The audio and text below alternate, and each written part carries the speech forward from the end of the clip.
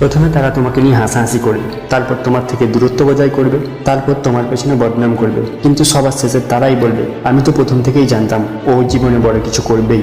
যে হাসছে সে কষ্ট অনুভব করেছে, যে হাঁটছে তার পায়ে ক্ষত থাকবেই। বিনা পরিশ্রমে মানুষ জ্বলতে পারে না কখনোই। যে জ্বলেছে সে চকচক করছে। নিজের স্বপ্নের জন্য এতটা পরিশ্রমী হোক যাতে অন্যরা তোমাকে পেতে স্বপ্ন দেখে। মুখে বলে নয়, বরং কাজে করে দেখো, কারণ লোক শুনতে নয় দেখতে পছন্দ করে। লোকের সমালোচনার শিকার হয়েও কখনো নিজের রাস্তা বদলিও না, কারণ সফলতা চেয়ে নয় সাহসে পাওয়া যায়।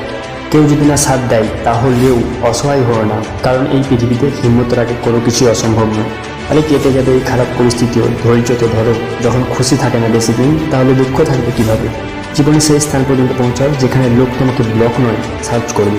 জীবন একবারই পাওয়া যায়, মিথ্যা কথা, কারণ জীবন রোজের রোজ মেলে, কিন্তু মৃত্যু একদিন। অর্ধেকের বেশি দুনিয়া তো শুধু এই কারণে দুঃখী, কারণ তাদের নিজেদের থেকে অপরের চর্চায় বেশি ভালো লাগে। কারো উন্নতিতে হিংসা করো না, ভগবান তোমাকেও দিবে। ধৈর্য তো ধরো। লুকিয়ে রেখেছে তার দুঃখ যে, এবার তো সময় বলবে সে কে। আরে জীবন যদি সে দেয় তো রাস্তাও দেখাবে, যদি কঠিনতা দিয়ে থাকে তো সাহসও দিয়েছে। অপমানের জবাব এত সম্মানের সাথে দাও যাতে সামনের জন্য অপমান বোধ করে। এটা দরকারই নয় যে প্রতিটি মানুষ তোমাকে বুঝুক, কারণ দায়ী করে না আনাজ মাপা হয়, কোয়ালিটি নয়।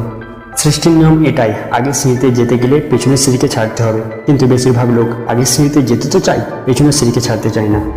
সমস্যার কৃতদাস হয়ে যাওয়া ব্যক্তি কখনো নিজের ভাগ্যে নির্মাতা হতে পারে না।